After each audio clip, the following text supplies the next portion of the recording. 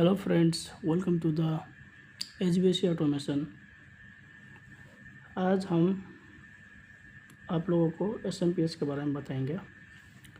SMPS क्या है, कैसे काम करता है, कहाँ पे यूज होता है, ये सब मैं आपको इन सब के बारे में आपको आज जानकारी दूंगा, बताऊंगा। ये मेरे पास एक ये SMPS है। ये जो है 240 वोल्ट लेकर ये 24 वोल्ट में कन्वर्ट करेगा और इसका जो है 4.5 एम्पियर का आउटपुट है। ठीक है, ये जो है 4.5 एम्पियर तक का लोड को ले सकता है। इस पे आपको स्पेसिफिक भी दिया गया है। इसका मॉडल नंबर है LRS 124। मतलब इसको 100 वोल्ट भी आएगा तो ये 24 वोल्ट हमें बना के दिएगा। ओके, तो ये जो है 2 पिन LN लिखा हुआ है, ये हमारा 220 वोल्ट का टर्मिनल्स है। इसमें हम लाइन देंगे और दूसरे पे न्यूट्रल देंगे। तीसरा हमारा ग्राउंड, जो कि अर्थिंग का केबल आएगा, ग्राउंड का केबल आएगा यहाँ पे। ओके, उसके बाद में यहाँ से 4 टर्मिनल दिया है, 2 नेगेटिव का दिया गया है, 2 पॉजिटिव का दिया हुआ है।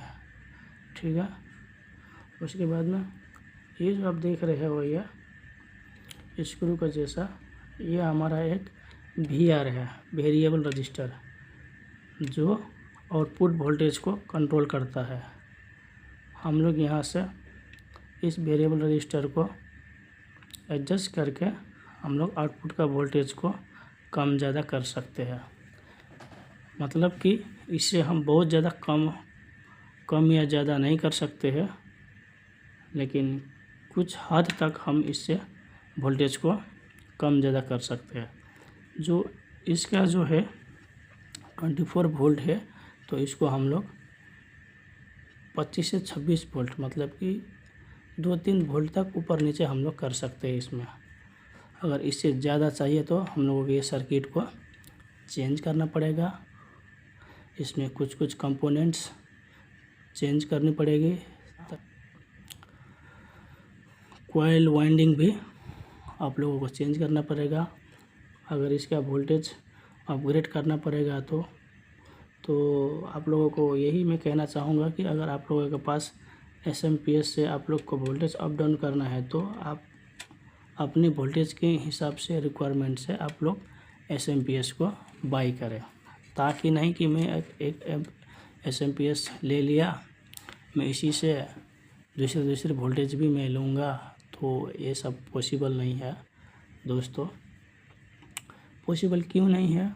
तो मतलब इसमें से आपको एक मैक्सिमम या मिनिमम वोल्टेज दिया रहता है कि आप लोग यहाँ तक ही ले सकते हो बोल के।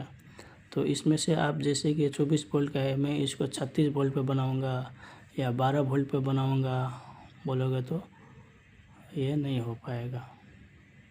ठीक है, तो ये ट्रांसफार्मर भी 24 वोल्ट के हिसाब से बना है, वाइंडिंग किया गया है सुपर ट्रांसफार्मर को। और इसका जो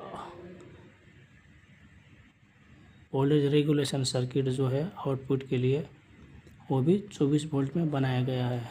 तो इसीलिए SMPS को लेने से पहले, बाई करने से पहले आप अपना वोल्टेज और एम्पियर को एक बार देख लीजिएगा कि आपको कितना वोल्ट, कितना एम्पियर का आपका रिक्वायर है आपका इक्विपमेंट में। तो उसी हिसाब से आप लोग SMPS को बाई कीजिएगा। ऐसा नहीं है कि मैं बाज़ार से एक 24 वोल्ट का कोई भी SMPS ले लेता हूँ, मुझे इक्विपमेंट में लगाना है, ऐसा करके लेकर आओगे तो आप लोगों के लिए लॉस है। क्योंकि अगर इसका वोल्टेज और एम्पियर मैच नहीं हो जाएगा तो या तो ये काम ही नहीं करेगा उस पर, वो इक्विपमेंट में, सर्किट पे, या तो काम करेगा तो ये मतलब जिस इसकी क्षमता होती है उस हिसाब से नहीं कर पाएगा, बीच बीच में आपका सिस्टम रुक जाएगा, या तो ये ओवर वोल्टेज या ओवर करंट होने की वजह से इसका सर्किट जल जाएगा या एसएमपीएस ख़राब हो जाएगा तो आपका नुकसान है। तो इसीलिए आप एसएमपीएस लेने से पहले इन सब चीज़ों को चेक कीजिए पहले कि आपका कितना वोल्टेज कितना एम्पीयर का रिक्वायरमेंट है, तो उसी हिसाब से आप लोग इसको बाई कीजिएगा। तो मैं आप लोगों को आज यहीं तक बताना चाहूँगा।